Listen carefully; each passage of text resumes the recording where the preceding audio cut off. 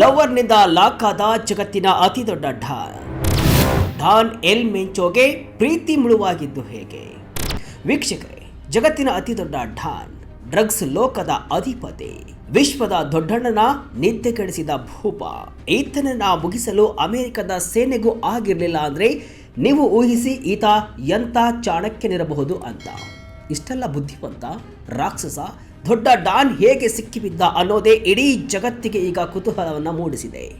ವೀಕ್ಷಕರೇ, ಕ್ರೈಮ್ ಜಗತ್ತಿನಲ್ಲಿ ಒಂದು ಮಾತು ಸದಾ ಕೇಳಿ ಬರುತ್ತೆ, ಎಷ್ಟೇ ದೊಡ್ಡ ಭೂಗತ ಪಾತಕಿಯಾದರೂ ಆತನ ಅಂತ್ಯ ಯಾವುದಾದರೂ ಒಂದು ಸಣ್ಣ ತಪ್ಪಿನಿಂದಲೇ ಆಗುತ್ತೆ ಅಂತ. ಇಂದು ನಾವು ಹೇಳ ಹೊರಟಿರುವ ಕತೆ ಹಾಲಿವುಡ್ ಸಿನಿಮಾಗಳಿಗಿಂತಲೂ ರೋಚಕವಾಗಿದೆ. ಸದ್ಯ ದಶಕಗಳ ಕಾಲ ಪೊಲೀಸರ ಕಣ್ತಪ್ಪಿಸಿ ಮೆರೆಯುತ್ತಿದ್ದ ಈ ಕ್ರೂರ ರಾಕ್ಷಸನ ಸಾಮ್ರಾಜ್ಯ ಪತನವಾಗಿದೆ. ಆದರೆ ಆತನ ಪತನಕ್ಕೆ ಕಾರಣವಾಗಿದ್ದು ಪ್ರೀತಿಯ ಮೋಹದಲ್ಲಿ ಸಿಲುಕಿದವನು ಅದೆಂತಹ ದೊಡ್ಡ ಡಾನ್ ಆಗಿರಲಿ, ಕರಗಲೇಬೇಕು ಅಲ್ವಾ? ಇಂದು ಅದೇ ಪ್ರೀತಿಯಿಂದ ತನ್ನ ಲವ್ವರ್ನಿಂದ ಪೊಲೀಸರ ಕೈಯಲ್ಲಿ ಲಾಕ್ ಆಗಿದ್ದಾನೆ ಈ ಡ್ರಗ್ಸ್ ಲೋಕದ ಅಧಿಪತಿ. ಅದು ಹೇಗೆ ಗೊತ್ತಾ? ಒಂದು ಇಂಟ್ರೆಸ್ಟಿಂಗ್ ಮಾಹಿತಿ ಇಲ್ಲಿದೆ.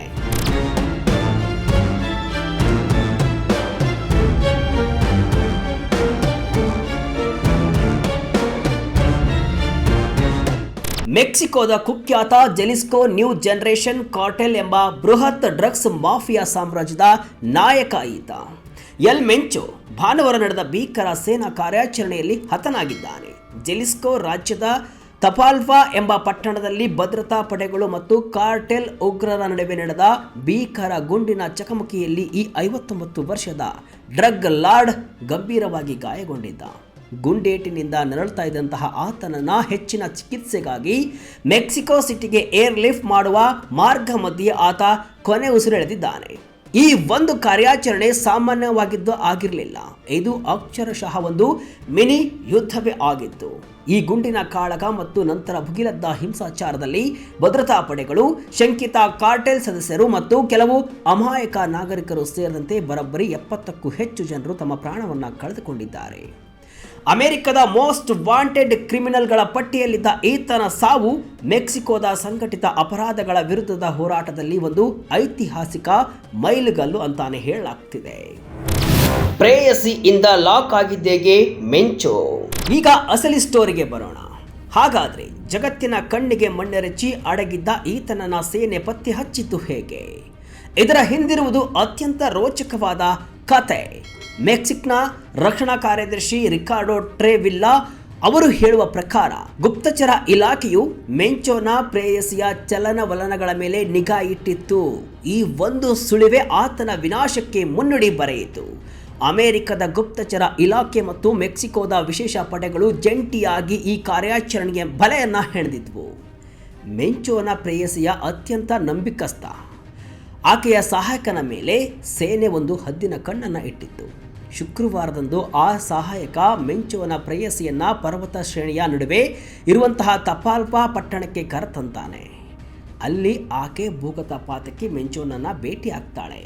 ಅಮೆರಿಕದ ಗುಪ್ತಚರ ಇಲಾಖೆ ನೀಡಿದ ಒಂದು ನಿರ್ದಿಷ್ಟ ಮತ್ತು ನಿಖರವಾದ ಮಾಹಿತಿಯ ಆಧಾರದ ಮೇಲೆ ಮೆಂಚೋ ಅದೇ ಪ್ರದೇಶದಲ್ಲಿ ಅಡಗಿದ್ದಾನೆ ಎಂಬುದನ್ನು ಮೆಕ್ಸಿಕೋ ಸೇನೆ ಪಕ್ಕಾ ಮಾಡಿಕೊಳ್ಳುತ್ತೆ.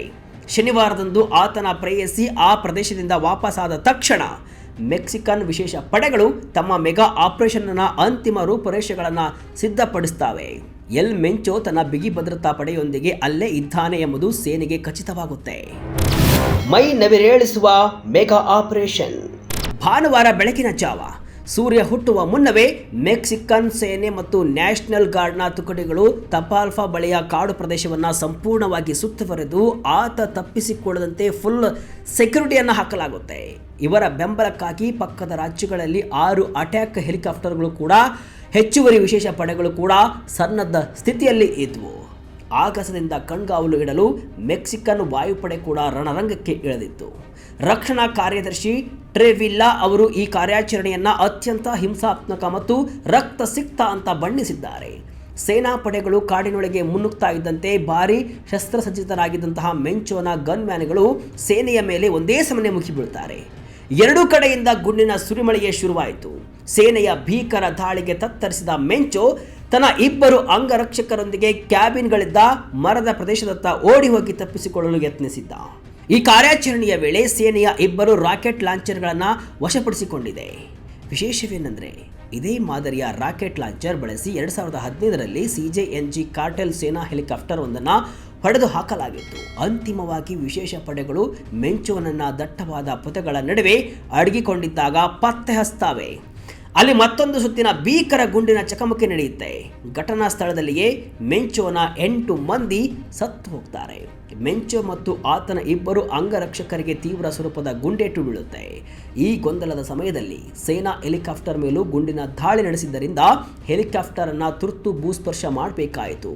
ಈ ಘಟನೆಯಲ್ಲಿ 3 ಸೈನಿಕರು ಕೂಡ ಗಾಯಗೊಂಡಿದ್ದಾರೆ. ಭುಗಿಲೆದ್ದ ಹಿಂಸಾಚಾರ, ಹೊತ್ತಿ ಉರಿದ ಮೆಕ್ಸಿಕೋ. ಒಂದೆಡೆ ಸೇನಾ ಕಾರ್ಯಾಚರಣೆ ಮುಗಿದು ಮೆಂಚೋನ ಸಾವಿನ ಸುದ್ದಿ ಹೊರ ಬೀಳ್ತಾ ಇದ್ದಂತೆ ಇಡೀ ಮೆಕ್ಸಿಕೋ ಅಕ್ಷರಶಃ ಅಗ್ನಿ ಪರ್ವತದಂತೆ ಸ್ಫೋಟಗೊಳ್ತು. ತಮ್ಮ ನಾಯಕನ ಸಾವಿನಿಂದ ರೊಚ್ಚಿಗೆದ್ದ CJNG ಕಾರ್ಟೆಲ್ ಸದಸ್ಯರು ದೇಶಾದ್ಯಂತ ಭೀಕರ ಹಿಂಸಾಚಾರವನ್ನು ಸೃಷ್ಟಿಸಿದರು. ರಸ್ತೆಗಳಲ್ಲಿ ನೂರಾರು ವಾಹನಗಳಿಗೆ ಬೆಂಕಿ ಹಚ್ಚಲಾಯಿತು. ಮೆಕ್ಸಿಕೋದ ಹಲವು ರಾಜ್ಯಗಳ ಹೆದ್ದಾರಿಗಳನ್ನು ತಡೆಗಟ್ಟಿ ಸಾರಿಗೆ ಸಂಪರ್ಕವನ್ನು ಸಂಪೂರ್ಣವಾಗಿ ಕಡಿತಗೊಳಿಸಲಾಯಿತು. ಜಲಿಸ್ಕೋ ರಾಜ್ಯದ ರಾಜಧಾನಿ ಹಾಗೂ ಮೆಕ್ಸಿಕೋದ 2ನೇ ಅತಿ ದೊಡ್ಡ ನಗರವಾದ ಗ್ವಾಡಲಾಜಾರದಲ್ಲಿ ಜನರು ಭಯಭೀತರಾಗಿ ತಮ್ಮ ಮನೆಯೊಳಗೆ ಲಾಕ್ ಆಗ್ತಾರೆ. ಪರಿಸ್ಥಿತಿ ಉದ್ವಿಗ್ನಗೊಂಡ ಕಾರಣ ಹಲವು ರಾಜ್ಯಗಳಲ್ಲಿ ಶಾಲಾ ಕಾಲೇಜುಗಳಿಗೆ ರಜೆಯನ್ನು ಘೋಷಣೆ ಮಾಡಲಾಯಿತು. ದೇಶಾದ್ಯಂತ ಭದ್ರತಾ ಪಡೆಗಳನ್ನು ಹೈ ಅಲರ್ಟ್ನಲ್ಲಿ ಇಡಲಾಗಿದೆ. ಈ ಹಿಂಸಾಚಾರ ಕೇವಲ ಜಲಿಸ್ಕೋಗೆ ಮಾತ್ರ ಸೀಮಿತವಾಗದೆ ನೆರೆಯ ಮಿಚೋಕಾನ್ ಮತ್ತು ಗ್ವಾನಾಜುವಾಟೋ ರಾಜ್ಯಗಳಿಗೂ ಕೂಡ ವ್ಯಾಪಿಸಿತು. ಶಂಕಿತ ಕಾರ್ಟೆಲ್ ಸದಸ್ಯರು ಬಸ್ಗಳಿಗೆ ಬೆಂಕಿ ಹಚ್ಚಿ ರಸ್ತೆ ತಡೆಗಳನ್ನು ನಿರ್ಮಿಸಿ ಪೊಲೀಸರೊಂದಿಗೆ ಘರ್ಷಣೆಗೆ ಇಳಿಯುತ್ತಾರೆ. ಜಲಿಸ್ಕೋ ಗವರ್ನರ್ ಫ್ಯಾಬ್ಲೋ ಲೆಮೆಸನ್ ಅವರು ಸಾರ್ವಜನಿಕರಿಗೆ ಮನೆಯಲ್ಲೇ ಇರುವಂತೆ ಕಟ್ಟುನಿಟ್ಟಿನ ಎಚ್ಚರಿಕೆಯನ್ನು ನೀಡುತ್ತಾರೆ ಮತ್ತು ಭದ್ರತಾ ಪರಿಸ್ಥಿತಿ ಸುಧಾರಿಸುವವರೆಗೂ ಸಾರ್ವಜನಿಕ ಸಾರಿಗೆ ವ್ಯವಸ್ಥೆಗಳನ್ನು ಸ್ಥಗಿತಗೊಳಿಸುವುದಾಗಿ ಘೋಷಣೆಯನ್ನು ಮಾಡ್ತಾರೆ. ಯಾರಿ ಎಲ್ ಮೆಂಚೋ, ಈತನ ಕ್ರೂರ ಇತಿಹಾಸವೇನು? ಯಾರಿ ಎಲ್ ಮೆಂಚೋ, ಈತ ಇಷ್ಟೊಂದು ಪ್ರಭಾವಿಯಾಗಿದ್ದು ಹೇಗೆ? ಈ ಪ್ರಶ್ನೆ ಮೂಡುವುದು ಸಹಜ. 59 ವರ್ಷದ ಎಲ್ ಮೆಂಚೋ ಹುಟ್ಟಿದ್ದು ಪಶ್ಚಿಮ ಮೆಕ್ಸಿಕೋದ ಮಿಚೋಕಾನ್ ರಾಜ್ಯದಲ್ಲಿ. ಕಳೆದ 3 ದಶಕಗಳಿಂದ ಈತ ಕ್ರೈಮ್ ಲೋಕದಲ್ಲಿ ದೊರೆಯಾಗಿ ಮೆರೆತಾ ಇದ್ದಾನೆ. 1990ರ ದಶಕದಲ್ಲಿ ಹೆರಾಯಿನ್ ಕಳ್ಳ ಸಾಗಣೆ ಪ್ರಕರಣದಲ್ಲಿ ಸಿಕ್ಕಿಬಿದ್ದು ಅಮೆರಿಕದಲ್ಲಿ ಜೈಲು ಶಿಕ್ಷೆಯನ್ನು ಅನುಭವಿಸ್ತಾನೆ. ಜೈಲಿನಿಂದ ಬಿಡುಗಡೆಯಾಗಿ ಮೆಕ್ಸಿಕೋಗೆ ಮರಳಿದ ಈತ ಭೂಗತ ಜಗತ್ತಿನಲ್ಲಿ ಅಸಾಮಾನ್ಯನಾಗಿ ಬೆಳೆದು ನಿಂತ. 2009ರ ಸುಮಾರಿಗೆ ಈತ ಜಲಿಸ್ಕೋ ನ್ಯೂ ಜನರೇಷನ್ ಕಾರ್ಟೆಲ್ ಅನ್ನು ಸ್ಥಾಪಿಸ್ತಾನೆ. ನೋಡ್ತಾ ಇದ್ದಂತೆಯೇ ಇದು ಮೆಕ್ಸಿಕೋದ ಅತಿ ವೇಗವಾಗಿ ಬೆಳೆಯುತ್ತಿರುವ ಡ್ರಗ್ ಕಾರ್ಟೆಲ್ ಆಗಿ ಮಾರ್ಪಟ್ಟಿತು. ಈತನ ಸಾಮ್ರಾಜ್ಯ ಕೊಕೇನ್, ಮೆಥಾಫೆಂಟಫೈನ್, ಫೆಂಟಾನಿಲ್ ಅಂತಹ ಮಾರಕ ಡ್ರಗ್ಸ್ ಹಾಗೂ ಅಕ್ರಮ ವಲಸಿಗರನ್ನು ಅಮೆರಿಕಕ್ಕೆ ಸಾಗಿಸುವ ಬೃಹತ್ ಜಾಲವಾಗಿ ಬೆಳೆಯಿತು. ಇಷ್ಟೇ ಅಲ್ಲದೆ ಈ ಕಾರ್ಟೆಲ್ ತನ್ನ ಕ್ರೂರತೆ ಮತ್ತು ಹೊಸ ಮಾದರಿಯ ಹಿಂಸಾಚಾರಗಳಿಗೆ ಜಗತ್ತಿನಾದ್ಯಂತ ಕುಖ್ಯಾತಿಯನ್ನು ಪಡೆಯುತ್ತಾನೆ.